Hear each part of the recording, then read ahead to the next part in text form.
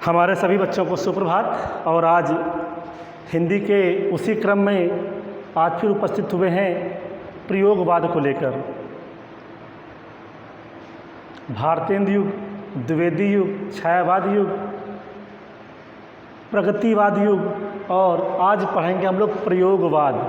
ठीक है। और कक्षा 12 की दृष्टि से बहुत महत्वपूर्ण वाद है, याद रखिएगा। और 9th क्लास में ये वाद नहीं दिया गया है, याद रखेंगे। चलिए देखते हैं आगे। हिंदी में प्रयोगवाद की बात करना है तो देखिए इसकी समय सीमा क्या है, 1943 से 1954 ईस्वी। 1943 से 1954 ईस्वी, क्योंकि 1954 में नई कविता पत्रिका प्रकाशित की थी जगदीश गुप्त जी ने। तो यहीं से नई कविता युग प्रारंभ हो गया था, याद रखिएगा। ठीक है। क्योंकि 1954 में जगदीश गुप्त जी ने नई कविता पत्रिका का प्रकाशन किया था। ठीक है। तो इसलिए 1954 के बाद का जो युग कहलाता, नई कविता युग कहलाता है, याद रखिएगा। चलिए आगे देखते हैं। प्रगतिवाद के जो प्रवर्तक हैं सच्चिदानंद हीरानंद वात्स्यायन अज्ञेय जी हैं। अब प्रयोगवाद की विशेषताएं देख लेते हैं, याद रखिएगा। पूछ लेते हैं प्रयोगवाद के प्रवर्तक कौन है, तो प्रयोगवाद के प्रवर्तक अज्ञेय जी हैं, सच्चिदानंद हीरानंद वात्स्यायन अज्ञेय। अब प्रयोगवाद की विशेषताएं,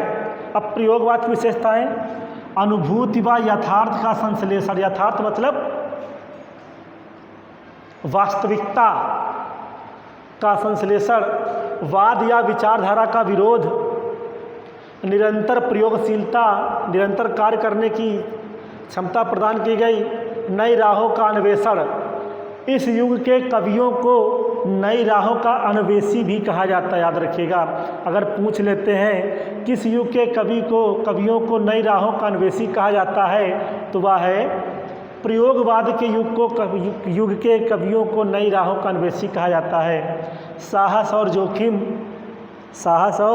जोखिम, व्यक्तिवाद, शिल्पगत प्रयोग, भाषा शैलीगत प्रयोग, ये तो थी प्रयोगवाद की विशेषताएं। अब प्रयोगवाद के कवि की बात करते हैं तो सबसे पहले हमारे कौन आते हैं, ये प्रवर्तक सच्चिदानंद हीरानंद वात्स्यायन अज्ञेय, गिरिजा कुमार माथुर, गजानन माधव मुक्तिबोध, नेमी चंद्र जैन, भारत भूषण अग्रवाल, रघुवीर सहाय, धर्मवीर भारती, नलिन विलोचन शर्मा, केसरी कुमार और नरेश। ये हमारे प्रयोगवाद के कवि हैं। सन 1943 ईस्वी में, आइए जरा इधर नज़र डालते हैं इस पर, देखिए। सन 1943 ईस्वी में अज्ञेय जी ने 7 कवियों को रखकर सप्तक बनाए थे। और सप्तक कितने थे, 4 सप्तक थे। पहला तार सप्तक, दूसरा सप्तक, तीसरा सप्तक और चौथा सप्तक। ठीक है। पहला था तार सप्तक 1943 ईस्वी में, दूसरा सप्तक 1951 ईस्वी में, तीसरा सप्तक 1959 ईस्वी में और चौथा सप्तक 1979 ईस्वी में। और एक बात बता दें, लोग कहते हैं कि दूसरा तार सप्तक, तीसरा तार सप्तक, चौथा तार सप्तक, यह गलत है। ठीक है। तार सप्तक केवल पहले को कहा जाता है, बाकी दूसरे, तीसरे, चौथे को सप्तक केवल कहते हैं। दूसरा सप्तक, तीसरा सप्तक और चौथा सप्तक, पहले को केवल तार सप्तक कहा जाता है 1943 में। आइए बात करते हैं कि पहले तार सप्तक में कौन कौन से कवि हैं। चलिए देखते हैं आगे।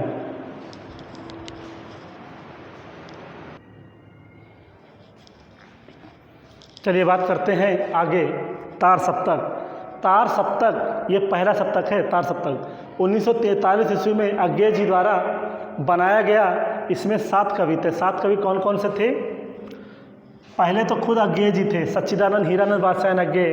दूसरे थे रामविलास शर्मा, तीसरे थे गजानन माधव मुक्तिबोध, चौथे प्रभाकर माचवे, इन्हें बलवंत भी कहा जाता है। याद रखिएगा। बलवंत भी कहा जाता है, नेमीचंद्र जैन, गिरजा कुमार माथुर और भारत भूषण अग्रवाल, ये आपके पहले तार सप्तक के जो कवि हैं। ठीक है, तो इनको याद रखिएगा। बाकी दूसरा सप्तक, तीसरा सप्तक और चौथा सप्तक इनके कवि आपके कोर्स में नहीं हैं। चलिए आगे देखते हैं। अब कवि व रचनाएं प्रयोगवाद के, तो सबसे पहले आते हैं हमारे अज्ञेय जी। कक्षा 12 विशेष ध्यान दें, कक्षा 12 विशेष ध्यान दें, क्योंकि सबसे ज़्यादा इसी से मिलेगा आप लोगों को। भग्नदूत, चिंता, इत्यलम, हरी घास पर क्षणभर, बहुत पूछी गई रचना है ये। हरी घास पर क्षणभर, बावरा अहेरी, इंद्रधनुष रौंदे हुए, इंद्रधनुष रौंदे हुए, आंगन के पार द्वार। इतनी रचनाएं की बहुत इंपॉर्टेंट है, याद रखिएगा आप लोग। हरी घास पर क्षणभर, बावरा अहेरी, इंद्रधनुष रौंदे हुए और आंगन के पार द्वार, ये इनकी रचनाएं, अज्ञेय जी की रचनाएं हैं। सुनहले सहवाल, कितनी नावों में कितने बार, ये रचना इनकी बहुत इंपॉर्टेंट है। ये कितने नावों में कितनी बार। सागर मुद्रा, पहले मैं सन्नाटा बुनता हूँ, ये हो गई इनकी अज्ञेय जी की रचनाएं। आगे देखते हैं। मुक्ति बोध जी की रचना की बात करते हैं। अंधेरे में, ब्रह्म राक्षस, इनकी रचना है। लकड़ी का रावण और चांद का मुंह टेढ़ा, खूब पूछी गई रचना है ये। चांद का मुंह टेढ़ा और भूरी भूरी खाक धूल, ये भी जो है मुक्ति बोध जी की रचना है, याद रखिएगा। फिर बात करते हैं कुंवर नारायण जी की। चक्रव्यूह, आत्मजयी, परिवेश हम तुम, वज्र श्रवा के बहाने और हाशिए का गवाह। विजय देव नारायण शाही, पूछ लेते शाही किसका उपनाम है, किसका उपनाम है, तो विजय देव नारायण शाही जी का है, विजय देव नारायण जी का है। इनकी रचना साखी, मछली घर, संवाद तुमसे। नरेश मेहता, नरेश मेहता, इनकी एक एक रचना इंपॉर्टेंट है। वन पाखी सुनो, बोलने दो चीड़ को, मेरा समर्पित एकांत, संशय की एक रात। इम्पॉर्टेंट है ये। संशय की एक रात श्री रामचंद्र जी पर की गई रचना है। ये यहाँ पर उस समय का संवाद दिया गया है जब श्री राम जी की सेना लंका पहुँच जाती है और राम रावण का युद्ध होने वाला होता है। तब रात में, जिस दिन युद्ध होता है उसकी पहली वाली रात में श्री रामचंद्र जी बहुत सोच विचार करते हैं, संशय में रहते हैं कि युद्ध केवल सीता के लिए लड़ा जाए या फिर जनता के लिए लड़ा जाए। वहाँ की जो जनता है, इस राक्षस से छुटकारा दिलाने के लिए जनता के लिए लड़ा जाए या फिर सीता जी के लिए लड़ा जाए। तो आखिरी पर निष्कर्ष ये पहुँचते हैं कि यार युद्ध जो होगा वह सीता के लिए नहीं, बाकी यहाँ की जनता के लिए होगा।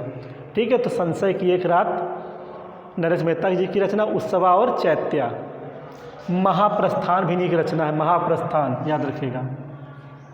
गिरजा कुमार माथुर, मंजीर, नाश और निर्माण, नाश और निर्माण, धूप के धान, बहुत इंपॉर्टेंट है यह भी है। शिला पंख चमकीले, छाया मत छूना, भीतरी नदी की यात्रा, पृथ्वी कल्प, इनकी रचनाएं हो गई गिरजा कुमार माथुर जी की।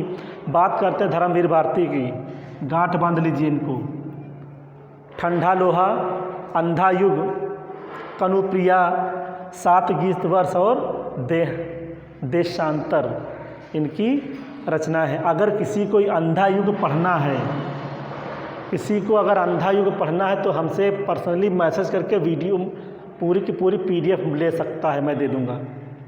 ठंडा लोहा, अंधा युग, कनुप्रिया और 7 गीत वर्ष धर्मवीर भारती जी की रचनाएं हैं। ठीक है, आइए अन्य कवियों और रचनाओं की बात करते हैं।